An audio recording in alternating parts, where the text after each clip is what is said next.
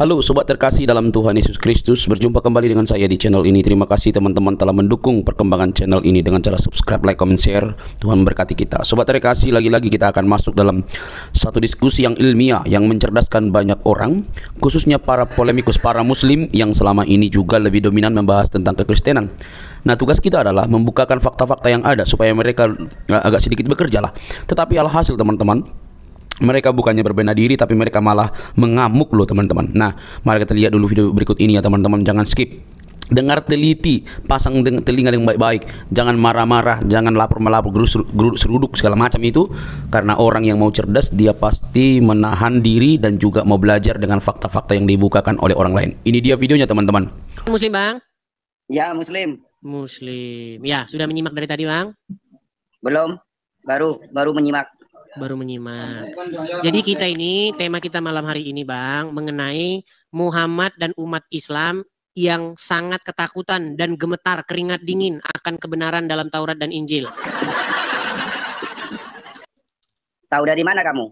Oke, baik. Pertanyaan saya sebelumnya, saya tanya dulu. Apakah Taurat dan Injil itu adalah kitab yang terdapat petunjuk dan kebenaran di dalamnya? Iya, betul. Oke. Tapi itu yang original, bukan yang punya Kristen. Baik, nggak apa-apa, nggak apa-apa.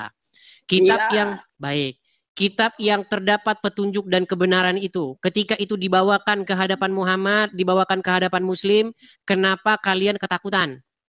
Oh, siapa ketakutan? Saya nggak takut, nggak takut. Muhammad yang ketakutan. Gimana? Mana kitabnya? Mana bacakan? Baik.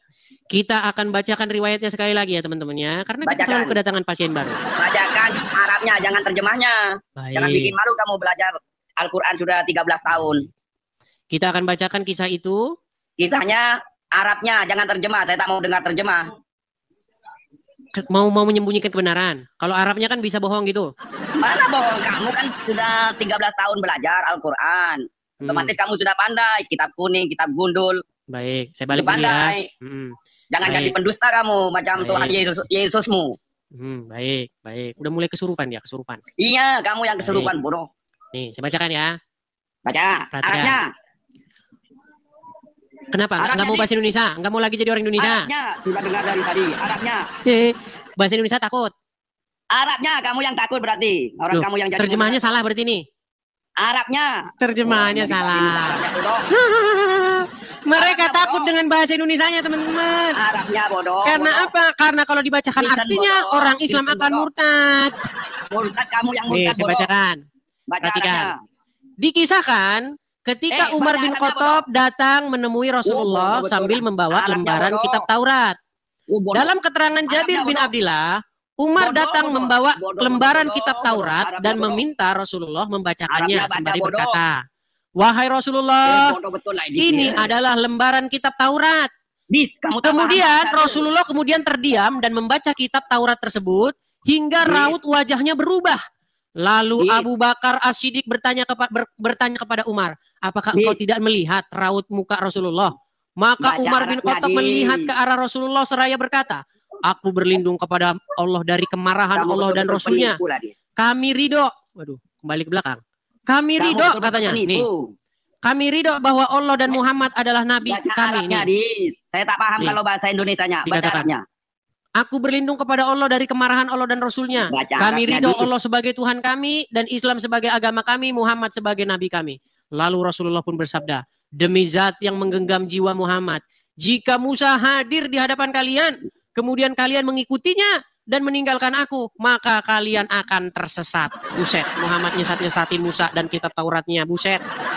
Kenapa Muhammad sangat ketakutan dengan Musa dan kebenaran Taurat?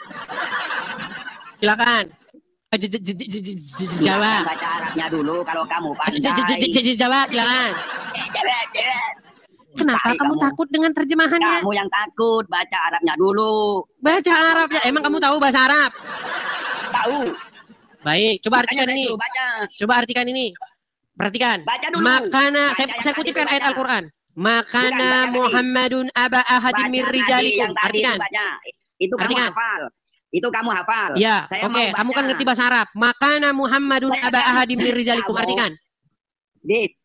Saya mau tahu kamu baca yang tadi. Paham? Inilah teman-teman, orang Islam ketika dikasih fakta, mereka akan ngeles. Mereka apa? Ngeles. Bagaimana kamu, Aiman?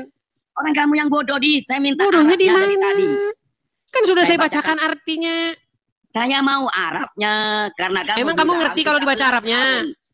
Karena kamu bilang 13 tahun belajar Al-Quran, otomatis kamu fi'il mudhari tahu, fi'il madi tahu, fi'il madi ayani. Aduh, udah mulai. Tahunya begini. Baik. Kalau orang, jadi teman-teman kalian sudah menjadi saksi. Yang belajar sama kamu. 22.000 orang menonton, 22.000 orang menjadi saksi mata bahwa orang Islam takut sama terjemahan. Orang buktinya kamu penipu. Kalau saya ini mau lepas dari Monas. Menipunya di mana? Kan betul yang saya bacakan. Baca Arabnya. Ngerti kamu kalau dibaca Arabnya? Robi. Apa itu? Ngerti kalau dibaca Arabnya? Baca Arabnya saya mau dengar kamu. Udah, kau di bawah sana. Nangis kau di bawah sana. Terus untuk apa orang ini capek-capek menerjemahkan ke dalam bahasa Indonesia? Kecuali kamu menemukan bahwa salah terjemahannya. Baru, oh terjemahannya itu salah. Dia tidak mengatakan jika Musa, di situ jika Udin. Nah gitu baru. Ini jelas nih. Jikalau Musa hadir di hadapan kalian, kemudian kalian mengikutinya dan meninggalkanku, maka kalian akan tersesat. Muhammad bilang orang yang mengikuti Musa akan tersesat. Muhammad itu sebenarnya nabi-nabian karena dia nyesat-nyesatin Musa. Makanya saya bilang teman-teman, kalian muslim-muslim, sadarlah kalian tuh udah dikerjain sama Muhammad. Muhammad itu takut sama kebenaran yang ada dalam Taurat dan Injil yang dibawa oleh Musa dan Yesus. Itulah kenapa Taurat dan Injil yang dipromosikan Muhammad tiada lain Taurat dan Injil hayalan yang nggak pernah ada.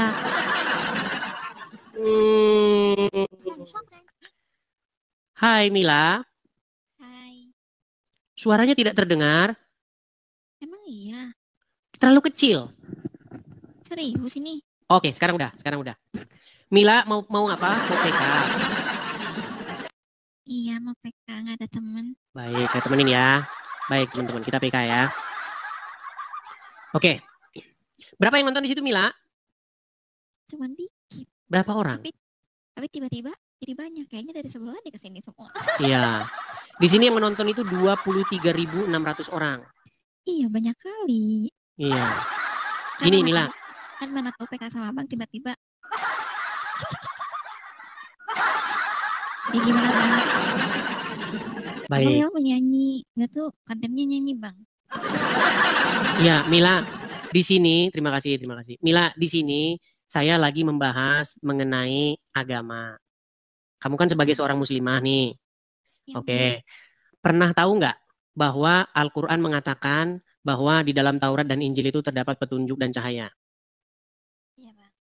Oke. Ngomongnya jangan lesu loh. Jangan lesu. Enggak loh. Semangat ini. Semangat. Oke, baik. Nah, ketika Al-Quran mengatakan bahwa di dalam Taurat terdapat petunjuk dan cahaya, apakah kamu percaya? Percaya Bang. Percaya. Kamu tahu nggak bahwa ternyata Muhammad bahkan dan umat muslim takut dengan kebenaran yang ada dalam Taurat? Iya Bang. Tahu? Iya. Nggak tahu sih sebenarnya. Nggak tahu, baik. Iya. Mau saya kasih tahu ya, saya bacakan riwayatnya. Mau? Mau. Baik, saya balikan ya kamera saya ya. Nih. Jadi suatu ketika, ya, Mila, saya bacakan ya. Dikisahkan ketika Umar bin Khattab datang menemui Rasulullah sambil membawa lembaran kitab Taurat. Dalam keterangan Jabir bin Abdillah, Umar datang membawa lembaran kitab Taurat dan meminta Rasulullah membacakannya sembari berkata, "Wahai Rasulullah, ini adalah lembaran kitab Taurat." Rasulullah kemudian terdiam dan membaca kitab tersebut hingga raut wajahnya berubah. Lalu Abu Bakar As-Siddiq bertanya kepada Umar, "Apakah engkau tidak melihat raut muka Rasulullah?" Maka Umar pun melihat ke arah Rasulullah seraya berkata, "Aku berlindung kepada Allah dari kemarahan Allah dan Rasulnya." Kami ridho Allah sebagai Tuhan kami, Islam sebagai agama kami, dan Muhammad sebagai nabi kami. Sebelum saya lanjutkan, betul nggak di dalam Taurat terdapat kebenaran dan cahaya tadi? Tetapi kenapa ketika kitab yang terdapat kebenaran dan cahaya itu dibawakan kepada Muhammad, Muhammad malah marah? Nggak tahu. Aduh, Mila ini sangat-sangat aduh. Makanya saya bilang. Seketika Mila berasa pengen tobat langsung. Serasa pengen tobat langsung. Mila, padahal kamu berhijab, sangat islami. Tapi kalau diajak membahas agama, kenapa jadi aduh. Iya, diulang lagi sok. Mila beneran dengerin ini mah. Oke. Gini, logikanya begini. Serius ya? Benar ya, serius ini? Oke, serius. Kan Taurat itu kan terdapat kebenaran di dalamnya. Iya. Nah, ketika kitab yang terdapat petunjuk dan kebenaran itu dibawa kepada Muhammad, kenapa Muhammad malah marah? Coba guys, kamu typing dong biar bisa jawab Mila. Bantuin dong. 725 mata memandang gak bantuin Mila, malah ngapain semua. Heran deh Mila ini. Kalian di sini ngapain? Bantu dong jawab gitu. Gimana sih? Malah marah-marah ya. Iya, ini loh gak mau bantu. Gimana? Kalian bantu dong. Kalau ada pertanyaan di sebelah langsung bantu. Gimana sih, malu kan Mila? Oke, saya kasih contoh Mil. Sebagai seorang muslimah, kamu percayakan di dalam Al-Quran terdapat kebenaran? Iya. Oke, kalau Al-Quran dibawa ke hadapan seorang muslim, umat muslim akan tersenyum atau marah? Akan tersenyum. Nah, di dalam Al-Quran terdapat sebuah ayat yang mengatakan bahwa di dalam Taurat dan Injil terdapat kebenaran. Pertanyaannya, kenapa kitab yang terdapat kebenaran padanya itu ketika dibawa ke hadapan Muhammad, reaksi Muhammad bukannya positif tapi negatif? Kenapa guys? Cepat kalian jawab di bawah. Jawab. Kalian jawab dong di bawah. Kenapa? Masa di bawah ini ada yang bertanya otaknya separuh. Enggak, udah lempar. Begini Mila, bukan kejam itu Mila. Gini, sebelumnya ya dengan rasa hormat saya ya. Iya. Begini Mila, sebenarnya yang mengatakan bahwa akal wanita separuh itu bukan dia, tetapi Rasulullah. Baru tahu kan? Baru tahu. Perhatikan ya. Saya akan tunjukkan lagi hadisnya. Kalau itu kan mungkin ya sudahlah, nggak usah dijawab lah. Mungkin Kak Mila tidak tahu jawabannya. Ya, saya akan tunjukkan. Yang kasih pertanyaan. Ya, saya nggak kasih pertanyaan, tapi saya kasih hadis nih Mila. Dengerin aja. Ya. Oke, saya ceramahin ya. Ini tausiah nih ya, perhatikan. Benarkah akal wanita itu separuh ya? Ini hadisnya. Ya, saya bacakan. Ini Muhammad berkata, tidak pernah aku melihat yang kurang akal dan agamanya, namun mampu menghilangkan keteguhan lelaki yang teguh, melebihi kalian wahai para wanita. Maka para wanita bertanya kepada Nabi, apa maksudnya kami kurang akal dan kurang agamanya wahai Rasulullah? Nabi menjawab, bukankah persaksian wanita itu semisal dengan persaksian setengah, separuh? Laki-laki mereka menjawab, ya benar. Nabi melanjutkan, itulah kurang akal. Dan bukankah para wanita jika haid, ia tidak sholat dan tidak puasa? Ini belum hadis-hadis yang lain yang dikatakan bahwa penghuni neraka kebanyakan kaum wanita. Jadi yang bilang wanita itu akalnya, mohon maaf, akalnya setengah itu ya Muhammad.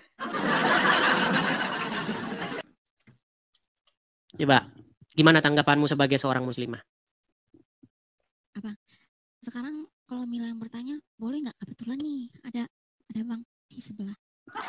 Nggak dengar saya, kecil sekali Mila suaramu loh. Ini serius, suara Mila kecil guys. Maksudnya kalau Mila yang bertanya boleh nggak? Boleh, silakan. Boleh ya? Boleh. Mohon maaf nih ya sebelumnya ya. Silakan. Mila manggilnya apa? Pak Ustadz. Abang aja ya? Boleh. Silakan. Suara Mila ada nggak? Ada. Iya, salam kenal. Kok malah ngajak salam kenal sih? Karena begini, karena terus terang saja kamu orangnya cantik.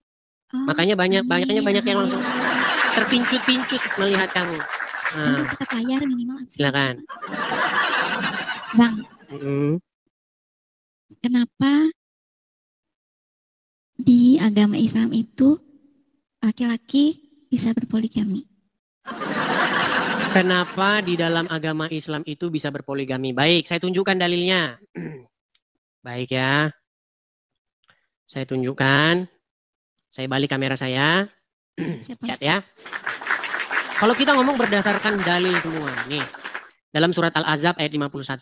Telah menceritakan kepada kami Zakaria bin Yahya, telah menceritakan dan seterusnya. Dari Aisyah. Dia berkata, saya selalu cemburu kepada setiap wanita yang menyerahkan dirinya kepada Rasulullah SAW. Saya berkata, apakah seorang wanita menyerahkan dirinya? Maka Allah Azza wa Jalla menurunkan ayat. Kamu boleh menangguhkan menggauli siapa yang kamu kehendaki di antara mereka.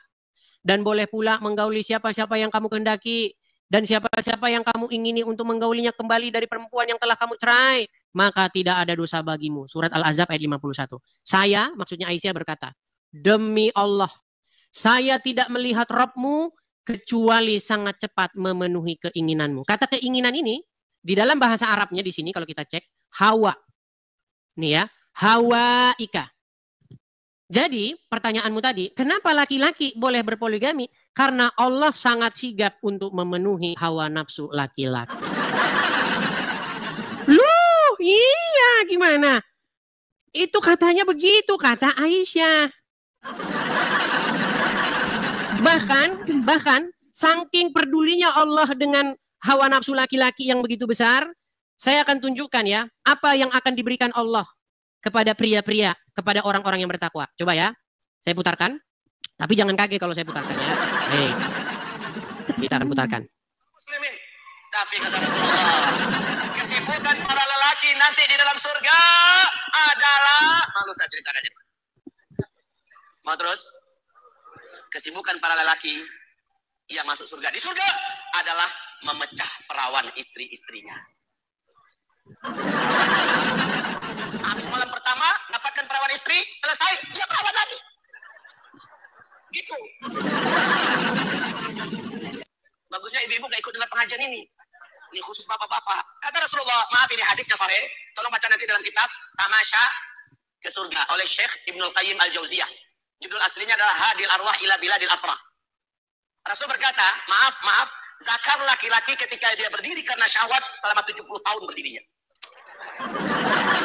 70 tahun loh, 70 tahun berdiri. Bagaimana itu Mila 70 tahun berdiri terus? Apa tidak pegal? Loh, bilang ini sahih. Itulah betapa Allah sangat memperdulikan syahwat pria. Wahai kaum wanita. Kenapa hanya laki-laki saja? Kenapa wanita juga tidak diperbolehkan? Kenapa wanita? Karena Coba wanita coba perbolehkan gitu untuk berpoligami, mempunyai 2 atau 3 suami. Mungkin kan tidak sesetres itu gitu, hanya punya 1, ya kan? Udah punya 1, pelit pula perhitungan, udah gitu. Bikin sakit hati. Bertingkah pula dia itu, selingkuh pula gitu kan. baik. Mohon penerangannya. Baik. Jadi begini, kenapa wanita tidak diberikan hak yang sama? Karena menurut Allah atau menurut Muhammad, akal wanita itu kurang dan dia tidak ada pengetahuan tentang agama. Iya. Jadi wanita ya puas saja sama 1 gitu. Gimana? Iya. Abang. Gimana? Kalau Mila sholawatan dulu sekali. Sholawatan. Untuk menghibur loh, kasihan kan mereka. Begini Mila, di sini kita forumnya diskusi dulu. Kalau sholawatan boleh nanti setelah saya pergi. Ini aja. Yang saya maksudkan begini Mila. Pertama-tama saya hanya berpesan bahwa Mila itu menjadi seorang muslimah karena memang belum mendalami agama Islam dengan mendalam. Ya, betul, sudah mengakui ya. Jadi kalau misalnya Mila sungguh-sungguh mendalami agama Islam, pasti nanti Anda akan menemukan hal-hal yang selama ini tidak pernah Anda tahu. Ya, Coba, saya mau minta pendapat Anda. Ini ceramah Ustadz, saya putarkan lagi ya. Putarkan ya. Salah satu nikmat yang ada dalam surga adalah pesta seks. Minta maaf, karena inilah yang kita tahan-tahan di dunia. Inilah yang kita tahan-tahan di dunia. Dan kenikmatan terbesar yang diberikan Allah Subhanahu wa Ta'ala di surga adalah pesta seks. Coba, saya mau tanya. Menurut Anda, masuk akal nggak ajaran seperti itu menurut Anda? Nggak masuk. Tadi kan sudah saya bilang teman-teman kan. Ya, begitulah. Oke lah Mila, mungkin lain kali bisa kita lanjutkan lagi diskusinya ya. Iya. Ini penontonnya pergi loh. Banyak loh di sini yang berterbangan. Iya. Tapi levelnya aja, tapi nggak ada di sini berbagi semua. Kan bisa kabur di sini ya dengan milihnya ya. Kayaknya dia harus ini nih. Oke lah. Bercanda. Oke ya. Cukup ya Mila ya. Ya makasih ya. Oke, sama-sama Mila. Sama-sama. Saya turunkan ya. Oke. Bye-bye. Aduh, cantik-cantik Islam. Sungguh nekat yang nyata. Yuk, silakan yuk. Kita lanjut kembali ya. Kita lanjutkan kembali. Kan saya sudah bilang teman-teman, alasan seseorang masih Islam itu adalah karena dia tidak mengerti agama Islam. Statement saya itu bukan statement yang asal keluar, tetapi statement yang berasal dari perjalanan panjang saya diskusi dengan orang-orang Islam. Gitu loh. Mereka Islam itu karena nggak ngerti agama Islam itu apa. Coba, dia tadi kan sudah mengakui kan, nggak masuk akal ajaran begitu. Apa itu ajaran begitu? Bidadari, segala macam.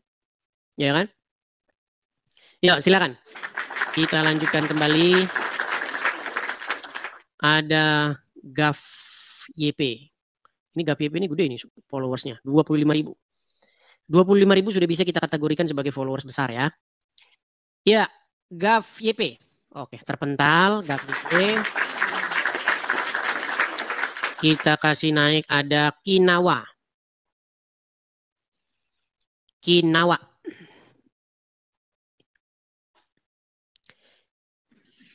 Ya, Kinawa, silakan nyalakan kamera Anda.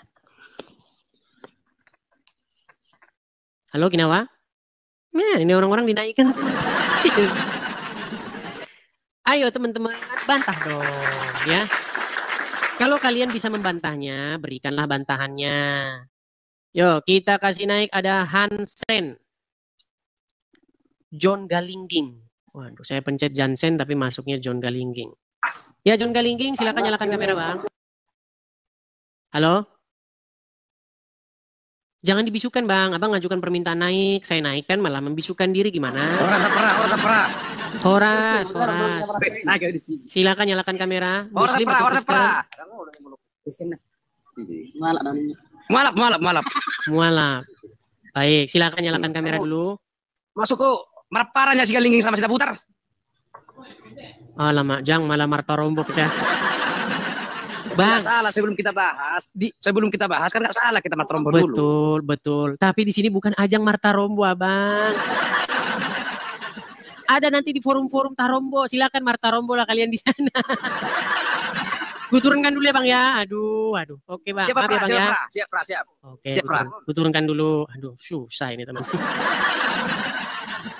Aduh. Sekali lagi, saya tahu banyak teman-teman di sana yang suka dengan channel Edis TV. Kalau suka dengan channel Edis TV, ada pelampiasannya. Teman-teman, bagaimana caranya supaya kalian itu bisa melampiaskan rasa suka?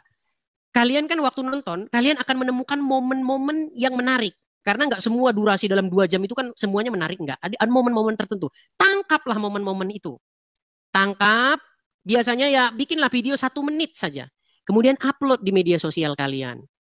Di WhatsApp kalian, story kalian, WhatsApp di Instagram kalian, Facebook kalian, upload. Tapi jangan pakai nama Edis TV.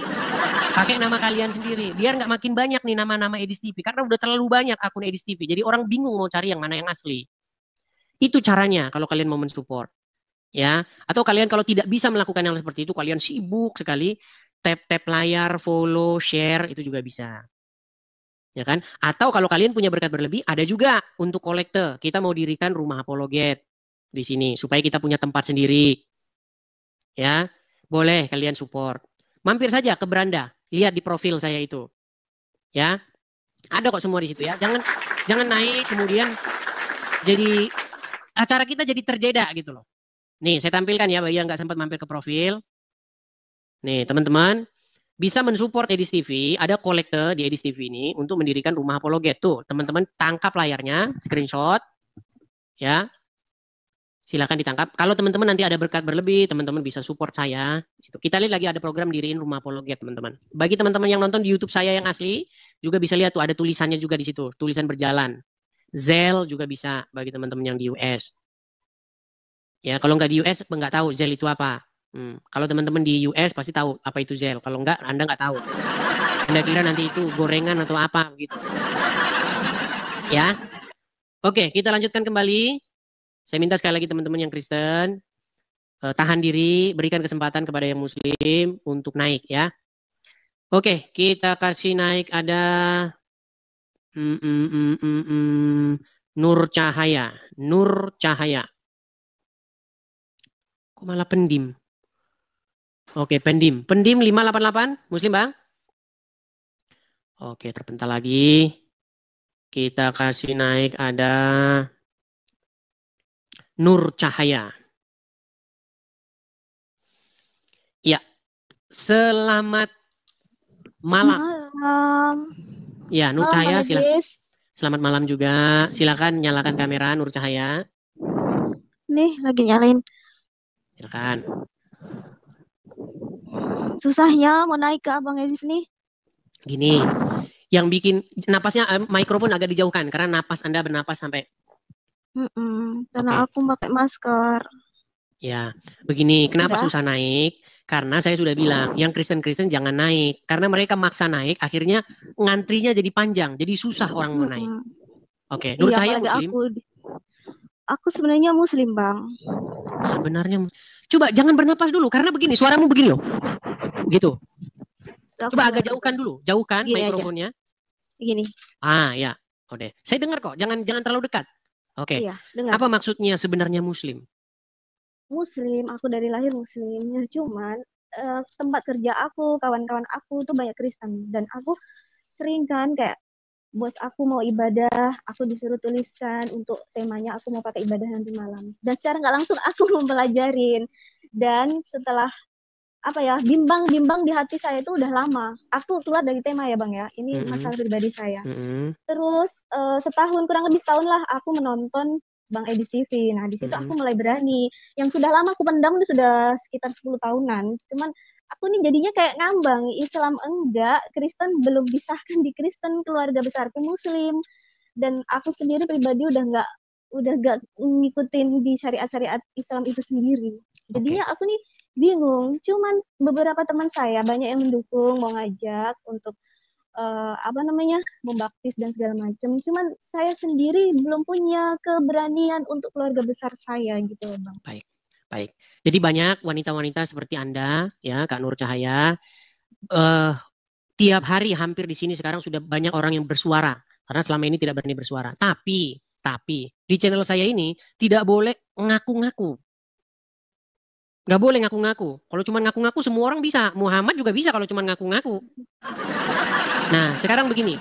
Coba apa buktinya bahwa Anda Muslim, kemudian Anda sudah ragu dengan agama Islam? Coba bacakan satu surat kah? Atau bacaan sholat kah? Coba silakan.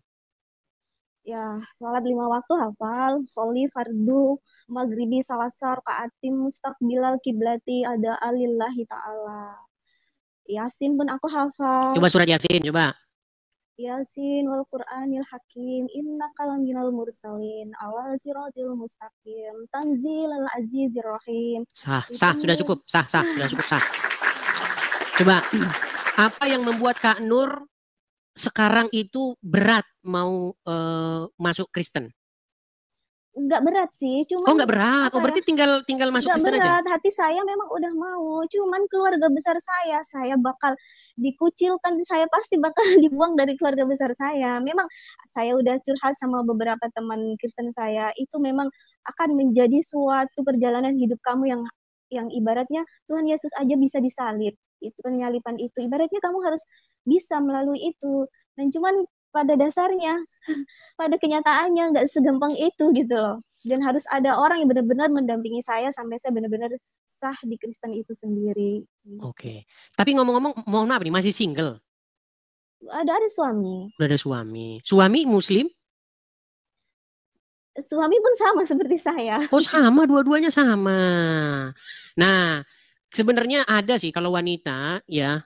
Itu sebenarnya ada satu channel, sudah saya ini kan kami sering ngobrol juga, bisa ngobrol-ngobrol di sana seputar itu. Nanti bisa dikasih tahu gereja terdekat mana, tinggal di mana. Tapi jangan ngomong di sini ya. Saya tahu banyak dia biasalah orang-orang pada surup kejang kan. Nah, Boleh, nanti ngomong sama mereka. Sebenarnya begini, Kristen itu nggak harus di KTP tertulis Kristen. Di KTP Islam aja nggak apa-apa. Daripada nanti warisan KTP hilang. saya memang masih KTP saya masih Islam. Di KTP tidak apa-apa tertulis Islam. Nanti kalau dibikin Kristen nanti warisan hilang loh.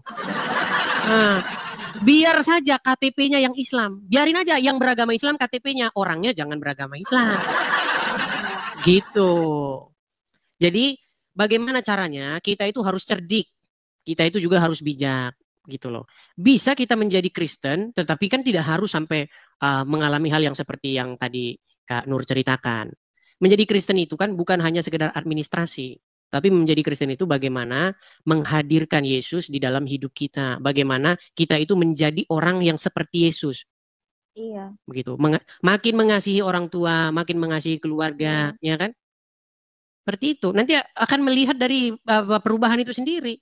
Dan dengan adanya perubahan seperti itu, malah jadi nanti orang tua malah jadi Kristen.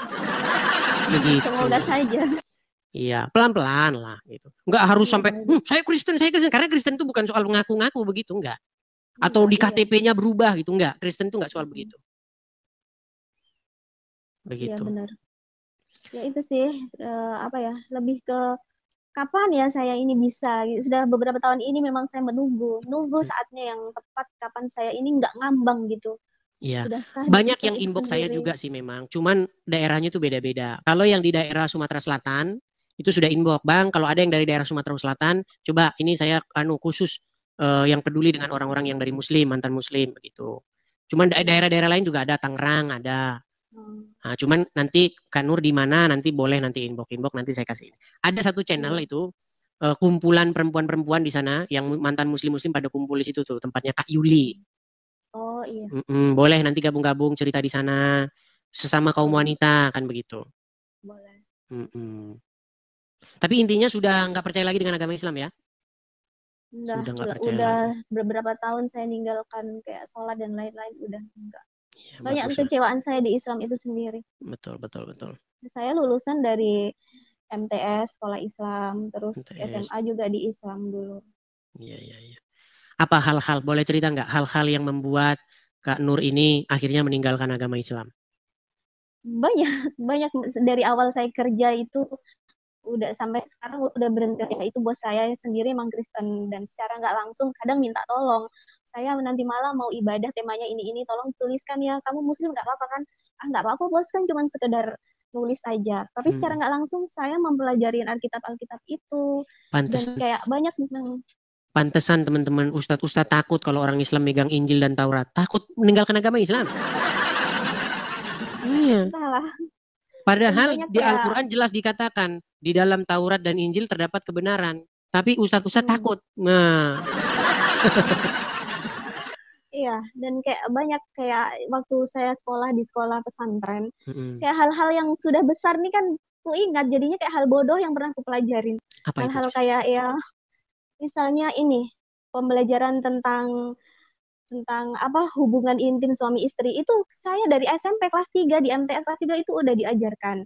Dan itu mendetail sekali. Nanti kalau kalian sudah bersuami istri, kalau sudah masuk bareng suami mau masuk jangan kalian gini, jangan ya. Kalian tuh baca sudah bahasanya ini.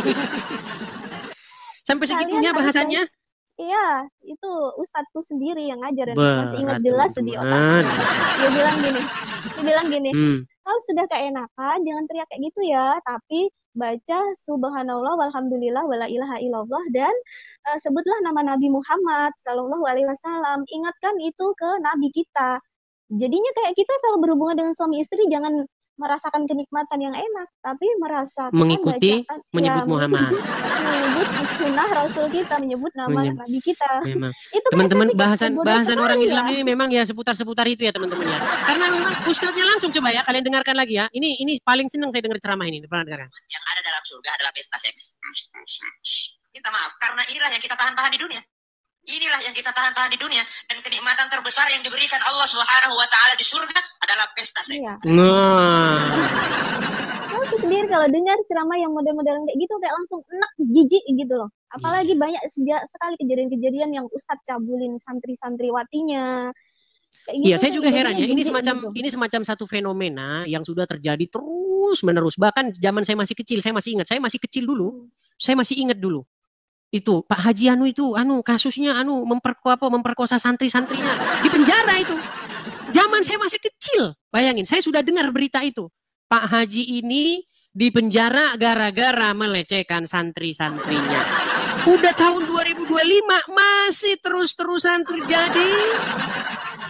Tapi yang saya heran kenapa ibu-ibu masih saja mengantarkan anak-anaknya ke pondok pesantren. Iya, Sudah itu. tahu kejadian begitu, ibu-ibu, apa kalian tidak khawatir nanti anak kalian mengalami hal yang tidak baik? Saya mengatakan, coba bawalah anak kalian itu ke sekolah yang jelas. Nanti dibawa ke santri nanti gimana? Karena menurut ajaran Muhammad boleh seseorang itu walaupun sudah tua, sudah 50 tahun lebih begitu, boleh menikahi anak di bawah umur. Apa mau itu terjadi kepada anak Anda?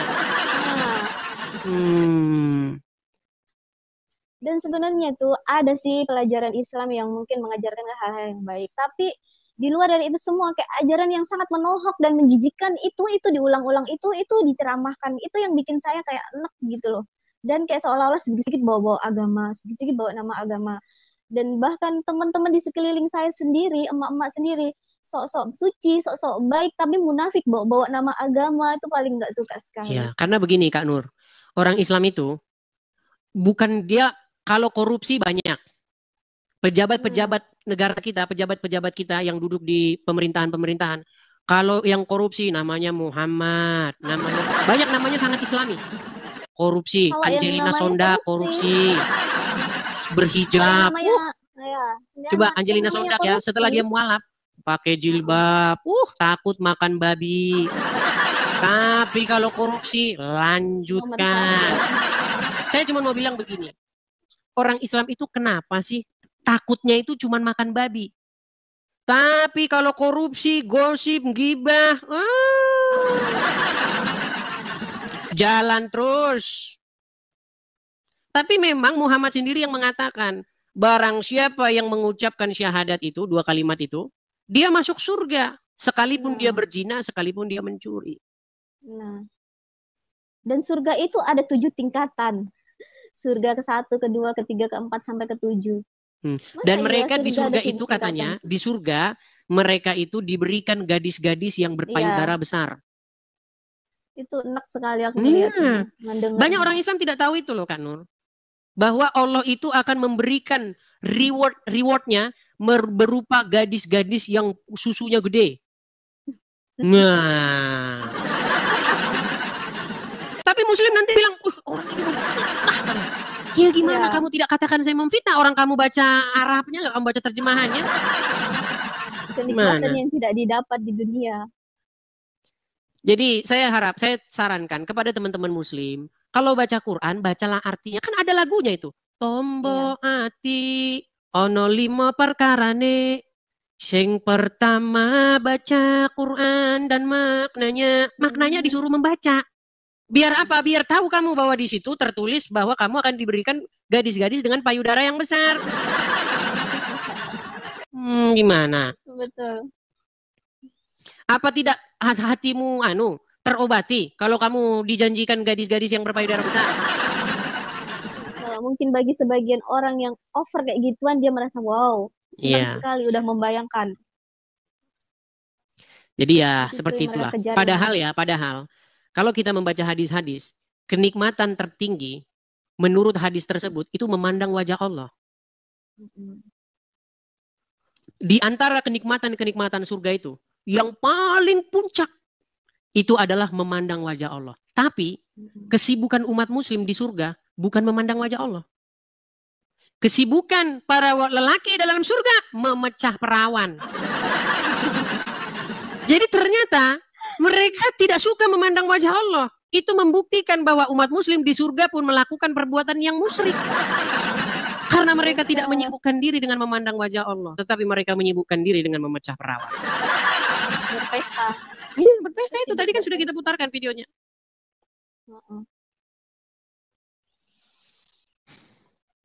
Apakah mereka sambil memandang wajah Allah sambil memecah perawan? Saya juga nggak ngerti. Apakah Allah menjadi penonton? Apakah Allah membawa kamera yang sangat besar? Syuting nih, lihat nih umatku. Mereka sedang sibuk memecah perawan. Nah, disyutingkan sama. Tapi kalau saya bilang begitu, dibilang, Bang, bahasamu kok seperti itu sih. Tapi kan memang benar. Banyak benernya.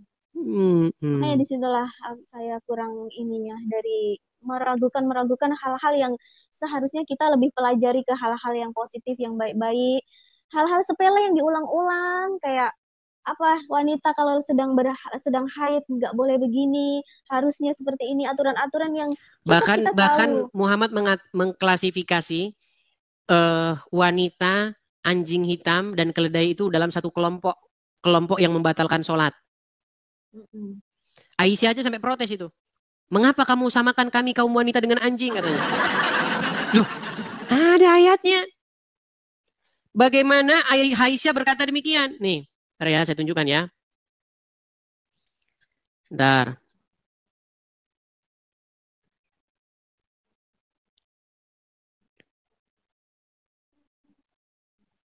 Saya tunjukkan. Ketika Aisyah menolak disamakan dengan anjing.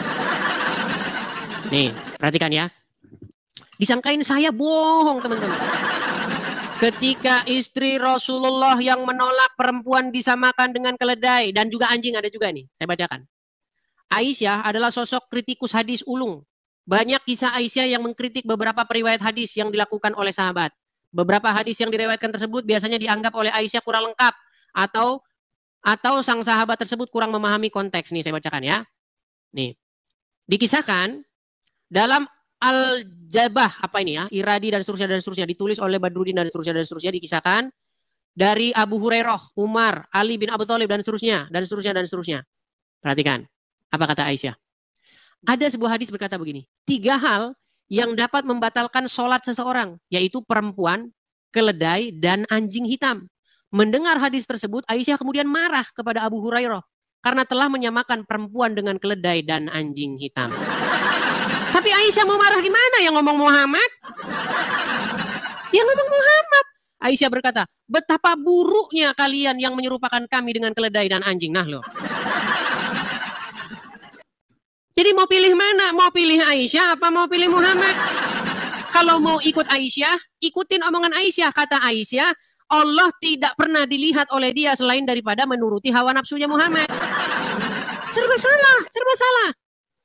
Kalau ngikutin Muhammad, maka harus mengelompokkan perempuan dan anjing dan keledai sebagai hal-hal yang membatalkan sholat.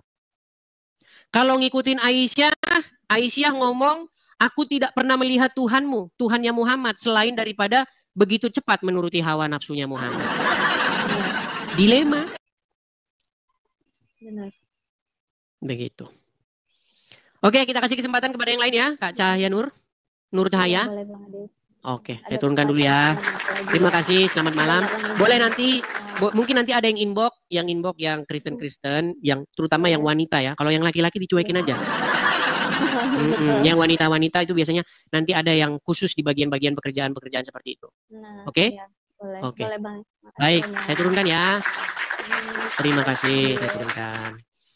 Ya, teman-teman ya. Sudah semakin banyak ya orang-orang yang sudah bersuara. Ya, seperti itulah ya. Nirjanah. Terima kasih. Nirjanah. Ya, selamat malam Nirjanah. Malam. Bang Edi, silakan Kak Nirjanah, nyalakan kamera dulu. Iya, tolong dibantu. Oke, saya bantu saya. Oh, belum bisa ternyata. Belum bisa ya? Karena pengikutnya masih masih 103 followers. Mohon maaf ya. Bagaimana ya open cam-nya? Ya, tetap cara bisa menyalakan kamera, followersnya itu harus mencapai sekian. Oh gitu. Ada thresholdnya yang harus kita ini kan. Yang harus kita.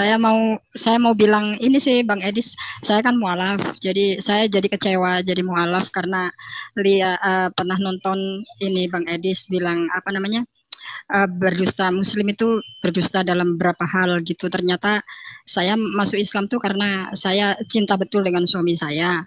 Terus sekarang saya merasa kecewa karena dia sering bohong, terus bohong di dalam rumah tangga tuh sering penuh Karena dengan ajaran Muhammad. kebohongan. Iya, suami saya tuh penuh dengan kebohongan. Saya masuk Islam itu saya nggak nyangka. Terus saya nonton di Bang Edis ini ada kata-kata yang bilang apa namanya, Islam itu boleh berbohong dalam 3 hal. Oh, Iya.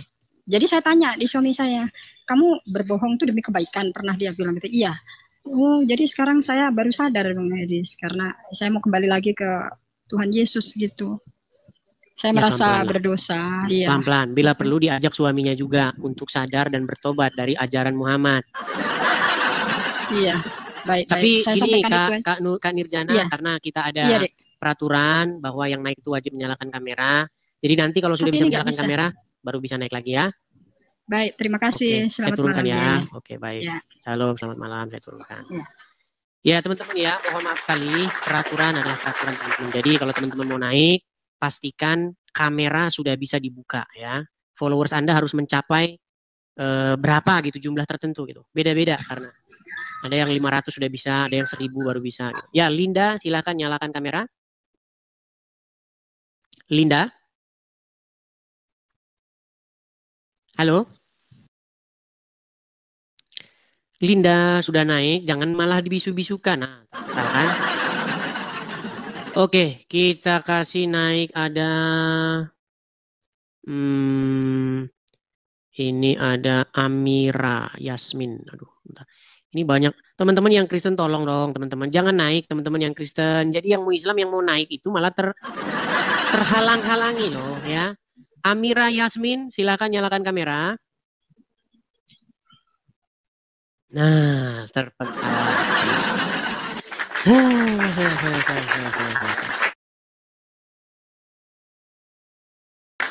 Amira Yasmin, kita kasih naik ada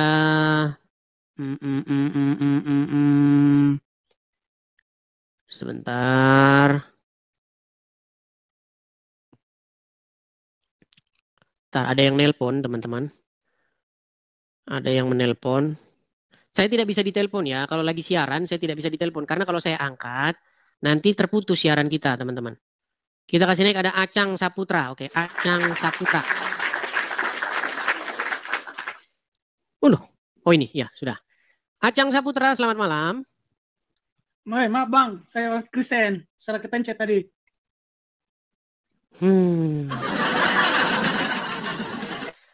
Oke, kita lanjutkan lagi. Ada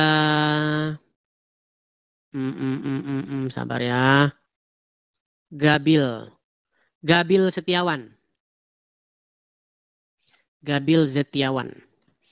Ya, selamat malam Gabil.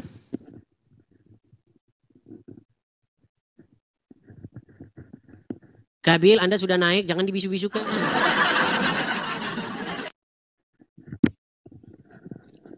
Begitu sulitnya ya teman-teman. Ini Ustadz nih. Tapi Ustadz saja naik, itu nggak berani ngomong, dibisukan mikrofonnya. Bagaimana dengan orang-orang awam? Berat saudara-saudara. Baik, kita turunkan ya. Kita lanjutkan kembali. Kita kasih naik ada Apriyandi Saputra. Apriyandi Saputra.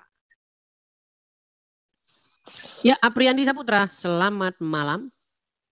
Selamat malam, Bang Edis. Ya, selamat malam juga Bang Abdi. Gimana Bang Muslim? Ya, kabar baik. Gimana kabar di sana? Alhamdulillah sehat aja. Baik. Iya Bang, Muslim ya Bang ya. Apa ya, judulnya nih? Judulnya hari ini adalah ternyata Muhammad dan juga umat Islam takut dengan Taurat dan Injil walaupun di dalamnya terdapat kebenaran. Gimana? Kata Bang Edis. Bukan, kata literasi Islam itu sendiri. Nggak ada tuh. Baik. Dari mana? Baik. Tapi sebelum ke sana dulu saya tanya dulu, benarkah di dalam Taurat dan Injil terdapat kebenaran? Coba. Enggak, benar enggak di dalam Taurat dan Injil terdapat kebenaran? Enggak ada. Enggak Jadi, ada. Baik. Kita tunjukkan di dalam surat Al-Maidah. Bentar ya. Di dalam surat Al-Maidah ayat yang ke-44 ya Bang ya, saya bacakan. Saya balik ya kamera saya ya. Oke, siap. Baik. Baca sendiri ya. Baik, saya baca sendiri. Karena umat muslim kan sudah malas Bang baca Bang. Mereka kan malas membaca. Baik.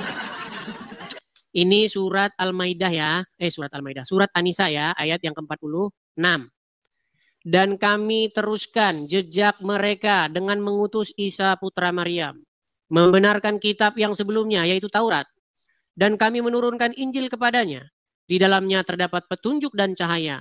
Dan membenarkan kitab yang sebelumnya, yaitu Taurat. Dan sebagai petunjuk serta pengajaran untuk orang-orang yang bertakwa. Al-Quran mengatakan tidak bahwa Taurat dan Injil itu adalah kitab yang memberikan petunjuk dan cahaya? Nggak percayalah Bang. Nggak percaya dengan Al-Quran. Loh ini Al-Quran Bang yang ngomong Bang. Coba baca Al-Quran tuh. Ini, dan kami teruskan jejak mereka dengan mengutus Isa putra Maryam.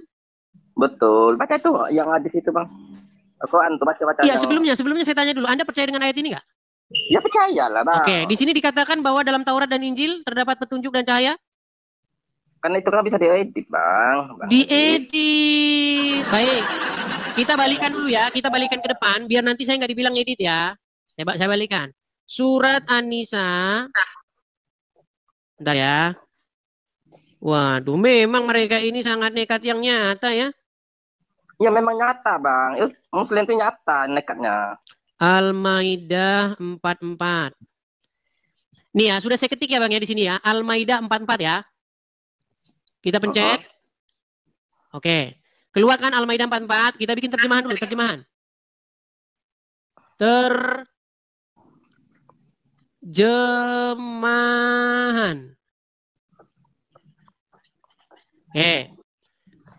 Al-Maidah 44 terjemahan. Saya bacakan. Apakah saya mengedit-ngedit? Sesungguhnya kami telah menurunkan kitab Taurat di dalamnya. Ada petunjuk dan cahaya. Yang dengan kitab itu diputuskan perkara-perkara orang-orang Yahudi oleh nabi-nabi yang menyerahkan diri kepada Allah. Dan seterusnya dan seterusnya. Intinya, di dalam kitab Taurat ada petunjuk dan cahaya. Betul atau salah? Salah. Inilah yang saya bilang teman-teman, saking orang Islam itu sangat benci dengan Taurat dan Injil. Karena mereka tidak membaca Al-Quran. Mereka itu hanya mendengarkan ujaran-ujaran kebencian dari ustadz-ustadznya. Bang Edis percaya sama apa Google? Oke, abang punya Al-Quran nggak di rumah? Oh, ada di rumah. Ada. Apakah Anda masih sudi untuk membacanya? Ya sudi lah. Ya sudah, silakan buka. Silakan buka. Kita. Kok muka sekarang? Katanya sudi membacanya. Ternyata Anda sudah tidak sudi lagi membacanya. Ya. Gimana? Itu baca Quran itu saat kita sembahyang habis jemaah sembahyang itu kan baca Quran gitu. Kalau sekarang nggak bisa baca Quran? Bukan nggak bisa baca. Terus kenapa Anda malas mengambilnya? Untuk apa Bang? Katanya untuk membuktikan apakah yang saya katakan itu bohong atau tidak. Ayat berapa tuh? Surat Al-Maidah ayat yang ke-44. Surat An-Nisa ayat yang nih ada banyak itu Bang. Al-Maidah 44. Banyak. Coba satu itu aja dulu. Al-Maidah 44 coba. Ya nanti kita baca kalau nggak ada itu nanti saya terjun dari Monas. Kalau yang saya katakan itu tadi tidak sesuai dengan Al-Quran yang ada di rumahmu, saya terjun dari Monas. Silakan. Ambil. Oh, jadi oke lah, nanti kita baca nanti. Aman itu. Kok nanti? Baiklah, karena Anda termasuk orang-orang yang malas, saya akan bacakan dulu satu ayat. Sebentar. Dan tahukah kamu, siapakah orang-orang yang nekat itu? Yaitu mereka yang telah diberikan kepadanya petunjuk dan kebenaran, tetapi mereka tidak mengimaninya. Dan siapakah orang-orang itu yaitu orang-orang yang seperti Apriandi Saputra. Dan tiadalah orang-orang yang seperti Andi Saputra itu, melainkan dia harus ditendang dari Edi Setia. Tendang dia, der. Ayo, silakan. Gimana Anda ini mau ngajakin diskusi? Baca saja Anda tidak mau, gimana? Renita. Renita, la la la la la la la. Renita, la la la la la la la. Ya, silakan Renita. Nah, kaburlah.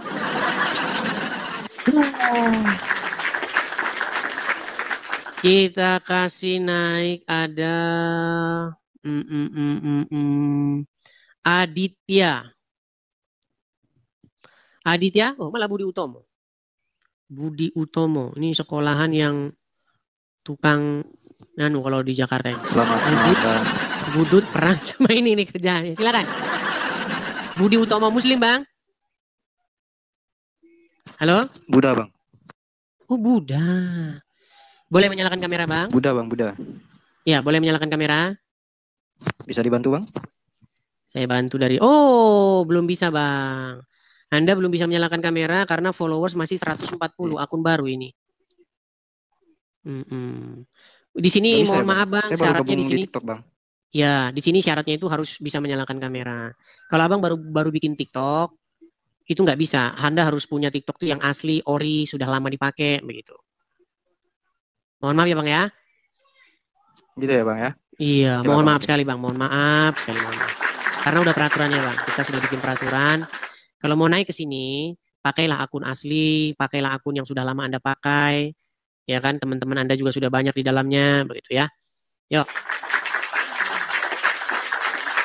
Kita kasih naik ada Amira Yasmin. Amira Yasmin tadi sudah naik kalau nggak salah. Ya, Amira Yasmin. Halo, selamat malam. Selamat malam, Amira Yasmin. Silakan nyalakan kamera.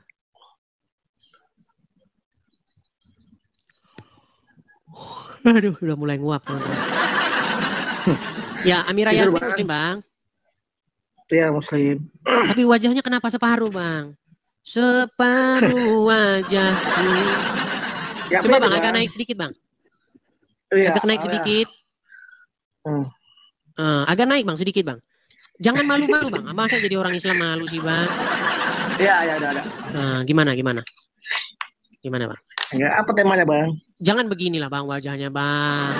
Naikkan begini loh. HP-nya itu hanya mudah sekali loh. Turunkan HP-nya, turun sedikit. Banyak kalian nonton, Bang. Loh, iya, kalau Anda bangga dengan Islam, kenapa Anda harus takut dengan penonton? Iya. Udah. Oke, Amira Yasmin, saya tanya sekali lagi. Abang Muslim? Iya, Muslim. Oke, sudah lama Bang nonton Edis TV? Udah 2 bulan sih kayaknya. 2 bulan. Oke, apa yang mau Abang utarakan? Silakan. Ya, ini temanya apa, Bang? Temanya sebenarnya masalah tentang Muhammad dan juga umat Islam yang takut akan kebenaran Taurat ataupun Injil.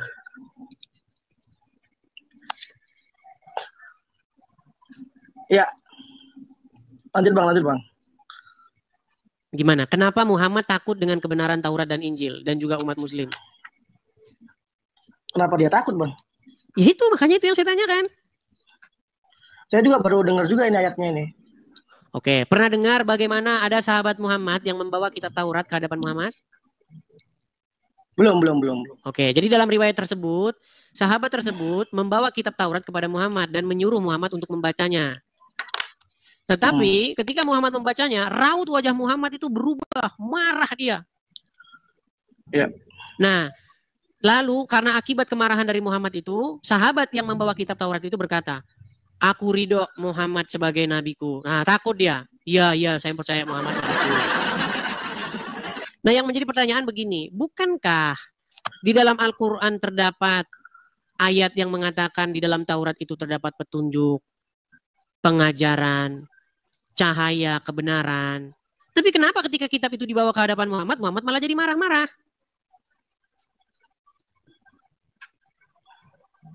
Gak pernah dengar, Bang.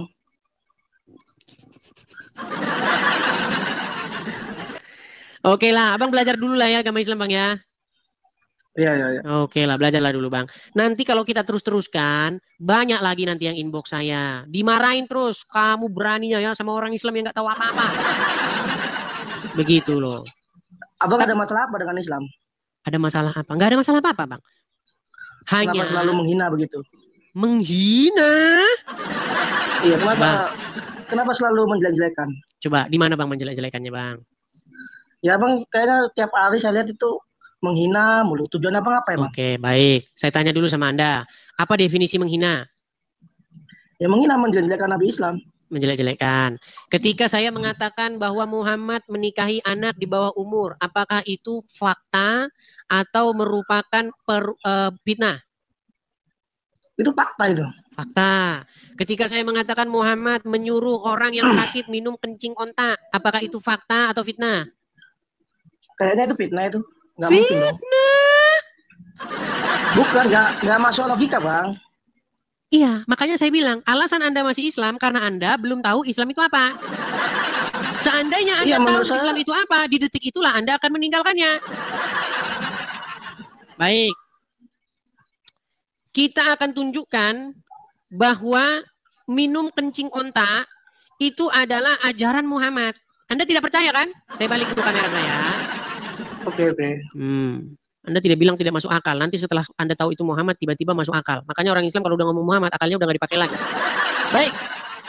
Saya akan tampilkan. Oke, Bang lihat ini. Iya, iya.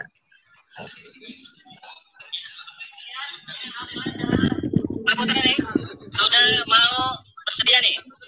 Menunaikan tantangan minum susu onta. Dapat hadiah dari jamaah urunan 50 real. Masya Allah, bismillah. Ramai dan sunnah insya Allah, artinya nanti bilang boleh, kita coba walaupun seumur hidup sekali ya. Bismillah. Bismillah. Ya udah 3 kali tegukan. Bismillahirrahmanirrahim. Luar biasa. Masya Allah. Masya Allah. Masya Allah.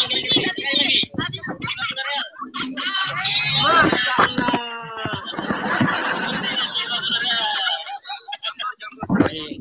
Sekarang saya tanya dulu Anda Bang, sebelum saya lanjutkan. Anda masih tidak percaya bahwa Islam mengajari minum kencing onta? Iya, iya, iya. Sekarang sudah Tapi percaya? sepertinya tuh fitnah itu Bang, sepertinya. Oke, sebelum kita lanjut, Anda mengatakan bahwa itu ajaran nggak masuk akal, ajaran gila, betul? Iya, iya. Baik. Saya akan tunjukkan bahwa itu adalah ajaran anak yang Anda percaya sebagai nabi. Saya akan putarkan ya. Apakah boleh meminum kencing onta? Saya akan putarkan ceramah dari ustadz-ustadz bahwasanya minum kencing onta itu adalah sunnah Rasul. Ya, siap-siap nanti Anda. Berani nggak Anda masih mengatakan lagi bahwasanya itu bukan ajaran yang sehat? Tunjukkan. Ya. Sabar ya.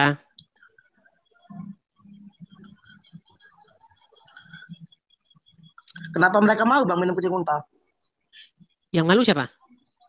Nggak, kenapa mereka mau minum kucing unta? Karena ikuti Muhammad. Nih, dengerin. Unta boleh dijadikan obat. Bentar, saya ulangin ya. Bentar, saya ulangin. Saya ulangin ya, coba. Benarkah air kencing unta boleh dijadikan obat? Benar. Benar, hadisnya sahih. Riwayat Bukhari. Ya. Nabi SAW menyebutkan dalam hadis bahwasanya kencing unta itu ya boleh diminum. Dan wanita Ansar menggunakan untuk rambut mereka, menyebutkan rambut mereka.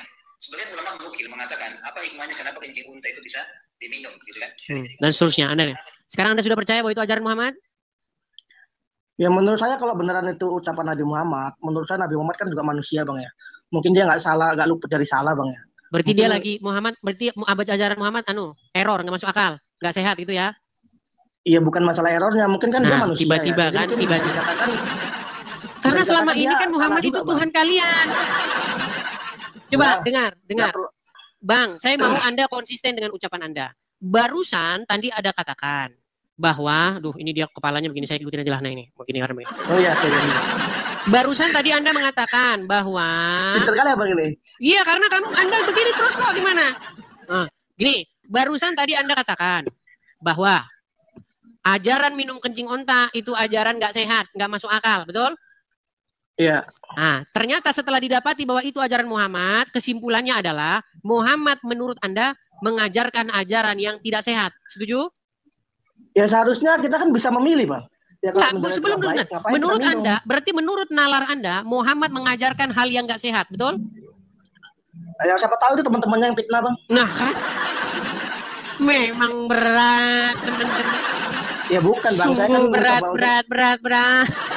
Ya kan saya mencoba untuk apa namanya? Mencoba untuk melindungi nabi saya kan, Bang. Oke, berarti hadis itu berisi fitnah kepada Muhammad. Setuju?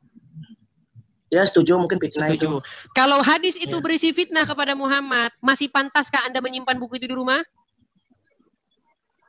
Saya nggak punya bukunya, Bang. Nah, makanya setujukah Anda bahwa semakin orang membaca hadis, maka semakin dekatlah dia untuk membuang hadis itu ke tong sampah. Setuju? Ya kan nggak semua harus dinalar, Bang. Kita kan bisa, kita kan manusia sempurna, Bang. Ini standar ganda terus nih. Gini aja dah, gini. Kamu beli hadis, oke? Ya. Terus kamu buka isinya, minumlah kencing onta, gitu. Dan kamu tidak setuju, ini fitnah kepada nabiku, ini fitnah ini. Ya. Nah, menurut Anda, buku tersebut layak disimpan di rumah, dibaca anak Anda, atau layak dibuang, dijadikan untuk bungkus pecel? Coba, jawab. Ya kita jangan simpulkan begitu, Bang. Jadi kita yang ambil yang baiknya aja. Kalau menurut kita nggak masuk akal, kita buang aja gitu. Nah, menurut Anda masuk akal nggak tadi? Ya menurut saya nggak masuk akal kalau. Oke, menurut Anda layak dibuang nggak? Minum kencing utang. Ya jangan juga, Bang. Oh, jangan dibuang. Ini ada gimana ini gimana? Bukunya tidak masuk akal. Bukunya berisi fitnah kepada Muhammad, tapi jangan dibuang. Ya kan Nabi Muhammad kan hanya manusia, Bang. Mungkin dia nggak luput dari salah gitu ya kan. Dia bukan Oke, sebentar. Tuhan. Pertanyaan saya, itu omongan Muhammad atau omongan yang fitnah terhadap dia? Tadi menurut saya secara akal menurut saya bukan Nabi Muhammad yang ngomong mungkin. Oke, berarti itu buku itu berisi fitnah kepada Muhammad. Dia, ya mungkin fitnah kali. Oke, kalau berisi fitnah, apakah Anda menyimpan buku itu? Nggak ada. Berarti Anda setuju bahwa hadis harus dibuang dari rumah Anda? Ya kalau itu yang nggak baik jangan didengar, Bang, jangan dimasukin. Simpel pertanyaan saya, apakah Anda setuju bahwa hadis harus dicampakkan dari rumah Anda? Ya jangan dibuang juga, Bang. Nah kan pusing saya ini pusing. Katanya berisi fitnah kepada Rasul. Tapi bukunya disimpan-simpan. Berarti Anda sebagai orang yang ada di pihak orang yang memfitnah Rasul tersebut. Gimana sih Anda ini? Anda di pihak Muhammad atau di pihak orang yang menuduh Muhammad? Ya saya di pihak Nabi Muhammad dong, Bang. Oke. Kalau ada di pihak Muhammad, berarti Anda biarkan tidak buku itu yang berisi fitnah kepada Muhammad itu ada di rumah Anda, dibaca oleh anak-anak Anda? Ya ntar kalau anak saya tanya, kita jawab aja itu bohong itu, begitu aja, Bang. Kalau bohong kenapa ditaruh sini, Papa? Kalau bohong kenapa ditaruh sini? Ya kita kan sebagai manusia, Bang, ya kita kan punya akal, Bang. Jadi kita yang jelek kita buang aja, Bang. Iya, makanya saya bilang tadi kenapa tidak dibuang? Susah ini orang nih, susah. Oh, tambahin teman-teman Bodrek, Panadol, bener-bener teman-teman. Bodrek, Panadol, Paramek, tambahin lagi. Enggak, maksudnya abang mau jawaban saya dari apa maksudnya? Maksudnya abang mau jawaban saya yang kayak gimana gitu loh? Saya ingin Anda itu konsekuen dengan jawaban Anda sendiri. Konsisten kan dengan jawaban Anda sendiri. Kita kan manusia punya akal, Bang, ya. Jadi kita ya ambil yang baiknya aja, yang jeleknya jangan kita lihat, jangan kita dengar gitu loh. Oke, berarti itu jelek, betul? Betul, jelek itu. Oke, kalau jelek Anda mau simpan di rumah? Ya, simpan aja, apa-apa lah. Simpan aja di rumah. Berarti kan dia bukan manusia sempurna, Bang. Loh, katanya fitnah kepada Muhammad. Ini gimana sih? Enggak, saya ingin tahu dulu, itu fitnah kepada Muhammad, apa Muhammad yang salah mengatakan itu? Ini menurut saya itu fitnah dari teman-temannya, Bang. Mungkin kalau fitnah berarti salahnya bukan pada Muhammad, betul? Ya betul. Nah, kalau salahnya bukan pada Muhammad, kenapa Anda katakan Muhammad tidak sempurna? Ya kan Nabi Muhammad manusia, Bang, bukan Tuhan. Jadi iya, menjadi pertanyaan saya, kenapa Muhammad yang tidak salah, lalu Anda salah-salahkan dia? Dengan mengatakan Muhammad kan hanya manusia biasa, seolah-olah Anda mengakui bahwa Muhammad itu salah. Iya, emang salah kan dia manusia, Bang, bukan salahnya Tuhan, dia apa? Ya kan sekedar manusia, Bang. Manusia pasti masa salah, jadi Bang. manusia kok salah? Ini gimana? Iya, apa salah jadi manusia? Ya kan salah, Bang. Kok nggak semua dia benar kan? Oke, apa kesalahan dia? Kesalahan dia apa? Ya banyak lah bang, nama juga manusia bang. Ya contohnya, contoh kesalahan Muhammad. Satu aja, jangan banyak-banyak, satu aja. Aduh. Baca-baca dulu lah bang kalau gitu. Iya, gitu dong. Bilanglah bang, saya mau belajar dulu. Itu baru enak daripada Anda ngeyel terus. Kalau Anda akui, saya belajar dulu bang. Saya dengan sangat senang mengatakan silahkan. Gitu. Ya, tapi kan saya sebagai muslim bang membela Nabi saya bang. Yang Anda bela dari apa? Ya dari Nabi Muhammad lah bang. Itu kan memang dari tuduhan bahwa dia menyuruh minum kencing. Ya enggak bang. Kalau menurut minum kencing, kita kan punya logika bang. Apa yang kita minum? Oke, gini saja. Kita coba bahas yang lain. Gini, Anda tahu nggak bahwa Muhammad berhalusinasi? Halusinasi dari apa bang? Dia disebutkan di dalam riwayat, dia kena sihir. Lalu dia berhalusinasi, halu dia. Sebulan lamanya dia halu. Saya nggak pernah dengar tuh bang. Nah, makanya saya bilang Anda masih Islam karena Anda tak tahu. Coba tunjukin itunya. Waduh, minta tunjukin lagi deh teman-teman. Aduh. Ya biar saya tahu bang, makanya saya tanya bang. Baiklah ya teman-teman ya, aduh kita mengajari mereka ini.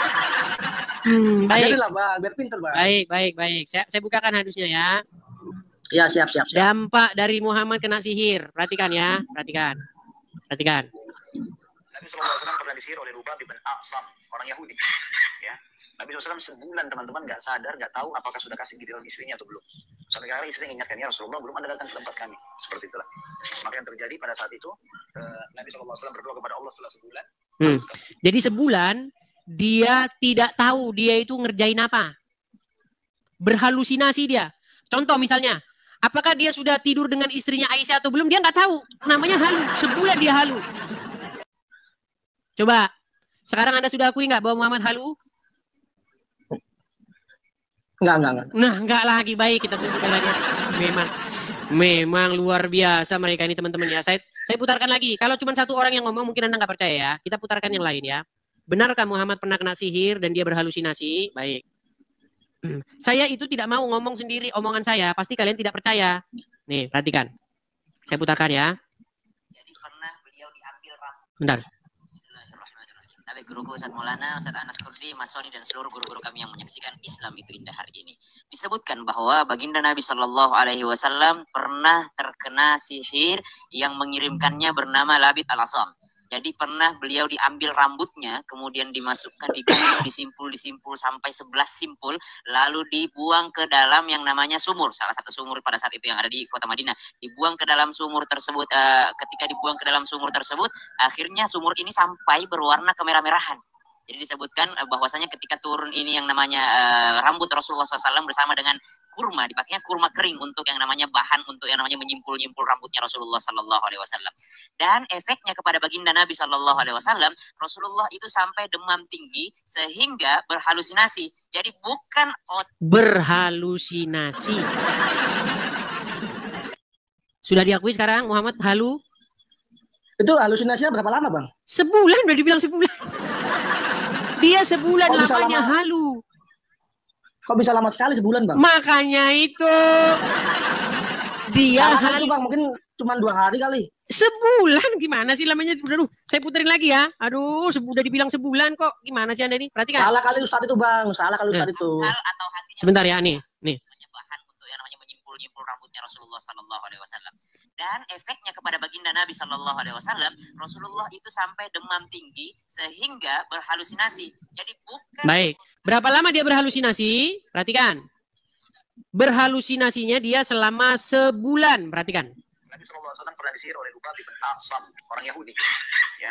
Nabi SAW sebulan teman-teman nggak sadar, nggak tahu apakah sudah kasih giliran. Berapa bulan? Oh iya, sebulan. Sebulan. Nih, coba nih kita Ustadz yang lain. Apakah Nabi pernah disihir? Pernah. Apakah terdapat riwayat Aisyah? Sebab turunnya 11 ayat. Pernah dia kena sihir, sebulan dia halu. Terus kalau dia disihir sebulan dia ngapain aja bang? Halu dia halu. Itu Ustadz itu bisa dipertanggungjawabkan nggak sih bang omongannya itu? Masa Anda mau meragukan Abdul Somad? Abdul Somad udah ngomong. Khalid Basri sudah ngomong, Ustadz Syam sudah ngomong, mau siapa lagi yang Anda percaya? Enggak, soalnya Ustadz ini beda-beda bang pendapatnya bang. Ada yang bilang sebulan, ada yang bilang 2 hari, atau bilang seminggu. Kan mereka tuh nggak sebulan satu lamanya. Dia, bang. Tapi gini saja. Menurut Al-Quran, Oh gini saja, saya tanya, Anda percaya Muhammad orang beriman nggak? Siap. Saya percaya. Anda percaya Muhammad orang bertakwa? Ya. Menurut Al-Quran, bisa nggak orang yang beriman dan bertakwa dipengaruhi setan? Ya bisa aja sih Bang. Baik, saya tunjukkan ayatnya ya. Di dalam surat An-Nahl, ayat 99, perhatikan ya. Saya tunjukkan kepada Anda. Apakah bisa orang beriman itu dipengaruhi setan ya? Coba.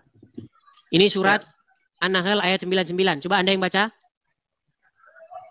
Sesungguhnya setan itu tidak ada kekuasaannya atas orang-orang yang beriman dan bertakwa kepada Tuhannya. Bertawakal. Ya, bertawakal kepada Tuhannya. Apakah Muhammad termasuk orang yang bertawakal dan beriman? Iya, beriman. Kalau Muhammad termasuk orang yang bertawakal dan beriman, apakah setan bisa ada kekuasaannya atas Muhammad? Bisa. Ini tidak bisa loh. Itu hadisnya benar gak tuh Bang? Ini bukan hadis Bang, surat An-Nahl 99. Ini loh, sesungguhnya setan itu tidak ada kekuasaannya. Baca tafsirnya ya, nih. Baca tafsirnya nih.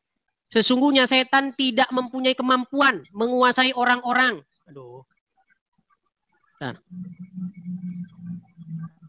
Nih ya, baca tafsirnya. Sesungguhnya setan tidak mempunyai kemampuan menguasai orang-orang yang beriman kepada Allah dan Rasul-Nya.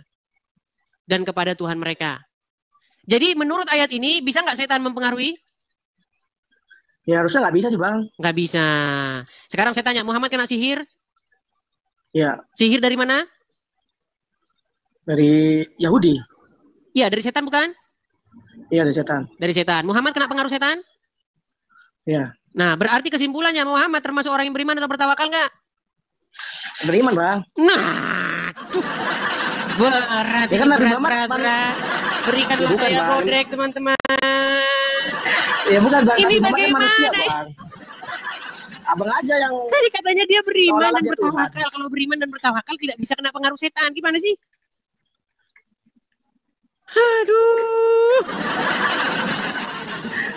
Aduh, makanya saya bilang Bang, jangan buru-buru Anda katakan kenapa Anda edis kerjanya ini hanya memfitnah Muhammad. Saya tidak memfitnah. Abang memfitnah terus soalnya. Apa untungnya buat abang coba lah? Kok memfitnah? Ya saya tanya untungnya buat abang apa? Masa memfitnah udah ditunjukin fakta-faktanya kok memfitnah terus? Gimana Anda ini? Anda ini tiada lain adalah orang-orang yang nekat. Udahlah, gini saja. Saya sarankan besok Anda kalau naik didampingi oleh Ustadz, oke? Ya kita kan bisa berpikir Bang ya. Enggak, Anda udah nggak bisa berpikir. Gitu. Anda udah nggak bisa berpikir, udah parah, Anda udah dol. Ibarat itu udah dol. Maka saya harus nurutin abang terus. Bukan nurutin, saya menyuruh Anda berpikir menggunakan akal sehat. Gimana sih Anda ini? Aduh, udah sampai. Ya ini saya udah menggunakan akal sehat Bang. Aduh, udahlah ya. Ya masa lanjut lagi. Yang salah kita bela, tapi enggak Bang. Udah, Anda belajar dulu, sakit kepala saya dibikin.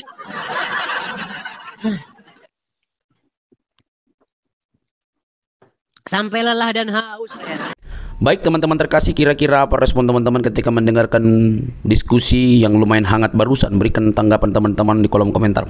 Sudah saatnya para Islam, para polemikus, para ustadz itu lebih berbenah diri mengenai keyakinannya.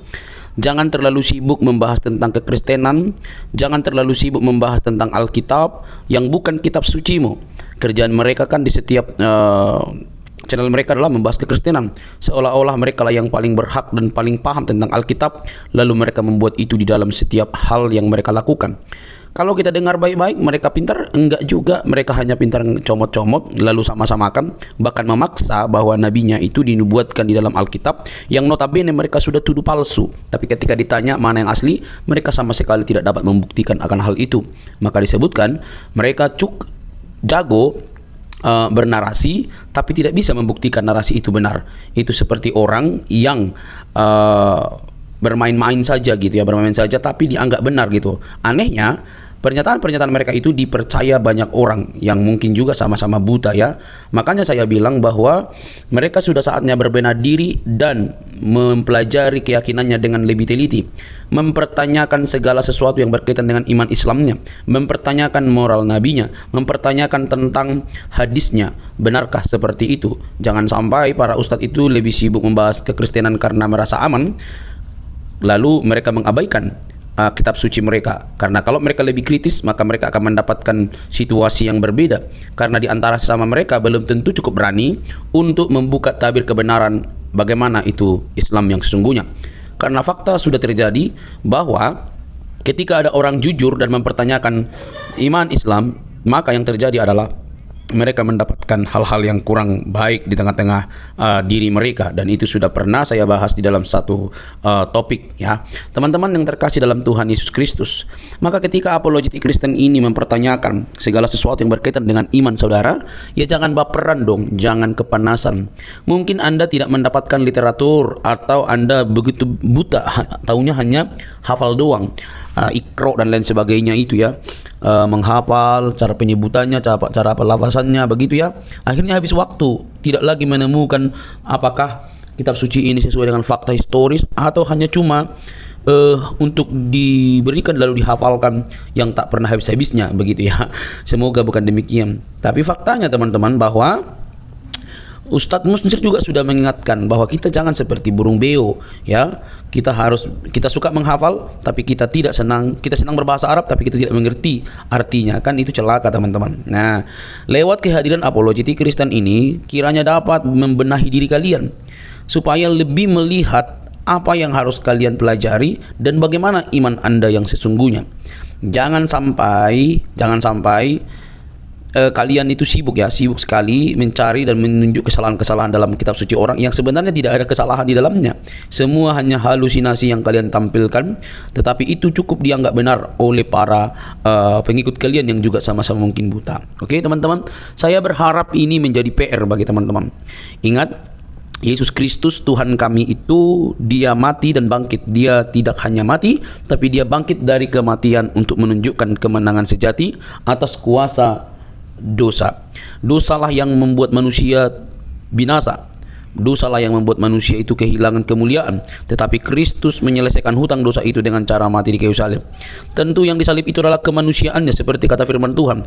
Dia yang matinya dengan cara disalib, yaitu kemanusiaannya, bukan Tuhannya. Tuhan itu kan Tuhan itu kan pemelihara. Tuhan itu kan penguasa. Tidak mungkin penguasa bisa disalib. Tetapi yang disalib adalah tubuh dagingnya, kemanusiaannya, dan kemanusiaannya itulah bangkit. Dan siapa yang membangkitkan? Tentu Allah dan dirinya sendiri. Dia bangkit oleh atas diri sendiri dan juga Allah. Nah teman-teman yang terkasih dalam Tuhan Yesus, itulah berita Injil yang sejati, yang olehnya manusia diselamatkan, yang olehnya manusia memiliki pengharapan. Yesus datang dan mati bukan hanya untuk orang Kristen, tapi dia mati dan untuk semua orang, baik untuk Muslim, Hindu, Buddha, Konghucu, Kristen dan lain sebagainya. Dia mencari manusia, bukan mencari membuat orang menjadi pelaku agama, tetapi menjadi pengikutnya dan menjadi murid-muridnya, murid-murid yang belajar dari dia dan mempraktekkan apa yang dikatakannya. Dia tidak mendirikan agama, dia mencari jiwa yang terhilang. Dia menyatakan keselamatan dan siapa yang percaya kepadanya diselamatkan. Teman-teman yang terkasih, itulah sebabnya kedatangan Kristus yang pertama itu membawa harapan bagi semua agama. Kita tidak boleh ya seperti ahli Taurat atau orang-orang Yahudi yang keagamannya begitu unggul tapi mereka tidak mengenal sang kebenaran yang mereka nantikan karena berbeda pemikiran. Mereka memikirkan bahwa yang datang adalah Mesias seperti keturunan Daud dalam arti bisa membela mereka, tetapi yang datang justru yang nampaknya lemah, tetapi justru yang difokuskan oleh Allah dalam Kristus adalah keselamatan umat manusia atas dosa. Teman-teman terkasih dalam Tuhan Yesus, semoga Anda sadar, sekali lagi, kalau Anda memang tidak memahami kitab suci orang lain, jangan sok-sokan. Tapi pelajarilah kitab suci Anda.